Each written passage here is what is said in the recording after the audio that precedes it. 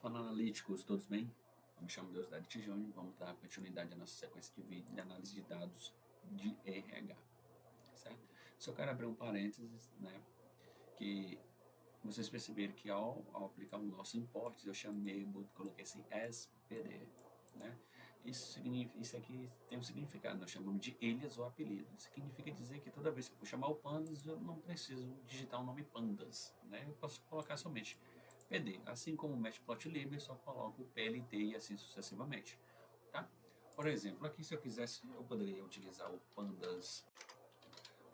pandas.read CSV, né? Eu colocaria o restante do código e ele funcionaria normalmente, tá? Vamos dar início aqui à nossa análise exploratória, né? Aqui eu vou chamar aqui a nossa variável que está armazenando nossos dados, vou chamar aqui o df describe e eu vou incluir somente os dados não numéricos, ou seja, os dados do tipo string, que são do tipo object.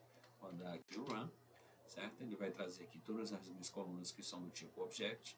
Aqui, por exemplo, em cidade, ele está contando, está dizendo que tem 19.000 dados de cidade, contudo eu tenho aqui valores únicos, 123. Então estou dizendo que aqui eu tenho 123 cidades, certo? Aqui, como em tamanho de companhia, por exemplo, company size, estou dizendo aqui que eu tenho 8, né? Quero dar uma informação importante com relação a esse método aqui do Pandas, que é o describe.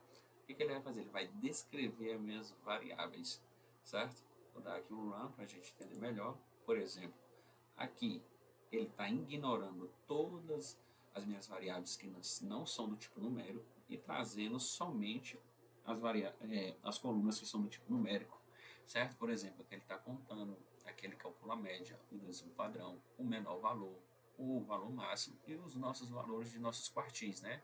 Os 25%, a mediana, que seria os 50%, e 75% dos dados. Contudo, a gente precisa, antes da gente começar a analisar qualquer tipo de dado, entender a nossa fonte de dado. Por isso que isso é uma informação importantíssima. Por exemplo, nós percebemos que aqui é o nosso ID, né? Então, para esse dado, não faz o menor sentido eu analisar a média de um ID, certo? Já que ele é um valor único que está identificando somente a linha daquele dado, né? Aqui, a nossa variável target, né? Ela é um valor numérico, contudo, essa coluna só está trazendo informações de verdadeiro e falso, ou seja, 0 ou 1. Onde 0 ele vai dizer se o candidato está à procura de uma mudança de cargo, se ele quer mudar de emprego, se ele quer sair, se ele quer deixar de ser médico para virar um analista de dados, certo? Onde 0 significa dizer que ele não quer mudar de área e 1 significa dizer que ele quer mudar de área. Então, essas duas variáveis aqui não faz sentido eu analisar média ou desvio padrão, certo? Então, aqui eu vou usar um df.describe, que eu vou descrever minhas variáveis do tipo numérica, onde eu vou dar um drop. Drop é como, digamos que ele vai fazer exclusão, ele vai ignorar as colunas ID e target. Vou executar, certo? E ele trouxe aqui somente as duas colunas que me interessam, né? Ele ignorou do ID e do target conforme o código. Nessas duas informações são bastante importantes, né? Aqui o Seat Development Index, certo? E a Training Horas, né? Horas de treinamento. Outra coisa importante aqui que a gente precisa aqui, que aqui vai trazer informações bastante importantes. Por exemplo, aqui o Seat Development Index, o CDI, esse CDI aqui não é o Credit Deposit Interbancário que a gente vê lá em análise financeira não, tá? Esse CDI aqui, ele é o Índice de Desenvolvimento Urbano, por isso que é muito importante a gente entender a nossa análise de dados. Ele vai dizer o quão é desenvolvido aquela cidade. Se a gente analisar aqui um pouco, a gente percebe que o valor máximo dessa informação é 0,94. A média é 0,82. Essa média está dizendo que a maioria dos nossos candidatos são de cidades mais desenvolvidas, porque esse cara aqui diz o seguinte: quanto maior é esse cara, porque já que esse cara aqui é um valor numérico, mais desenvolvida é a cidade. Então, se o meu valor máximo é 0,94 e a maioria dos meus candidatos o valor está dando 0,82, então a gente pode concluir que vou comentar aqui, a maioria dos candidatos de dados são de cidades bem desenvolvidas. Então aqui a gente já tem um insight bastante interessante. Aqui em horas de treinamento, a gente tem uma informação bastante crucial. A gente percebe que o valor médio de horas de treinamento é de 60, correto? A mediana, ou seja, o valor que fica no centro é de 47.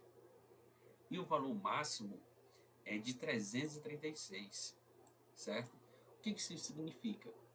Que se a gente for olhar aqui a média, ou seja, essa média aqui, ou seja, a quantidade de candidatos é 65, correto? 65, certo? E a mediana está aqui em 47, a gente percebe que a maioria dos candidatos, certo? A maioria dos candidatos tem poucas horas de treinamento, certo? De novo, a média aqui significa dizer a maioria dos candidatos. Estou dizendo o seguinte, que a maioria dos candidatos tem menor horas de treinamento, correto? Mas existem alguns candidatos que demoram muito tempo para poder fazer esse treinamento. Ou seja, tem muitas horas. Essa é a conclusão que a gente pode tirar a partir dessa análise. Contudo, a gente precisa entender se de fato esse valor aqui é real ou se ele é um outlier, ou seja, se ele é um valor que está muito discrepante, se faz todo sentido ou não, certo? Então vamos anotar aqui, ó. Temos a maioria dos candidatos,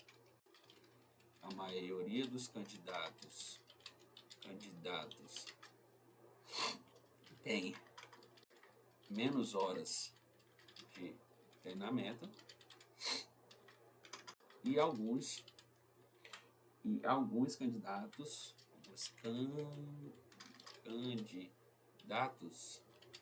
candidatos gastam muito tempo para fazer o treinamento. Então aqui a gente já tirou duas informações importantes. Aqui, se eu der um run aqui, ele vai formatar aqui para mim. Tá? No próximo vídeo a gente dá continuidade da nossa análise.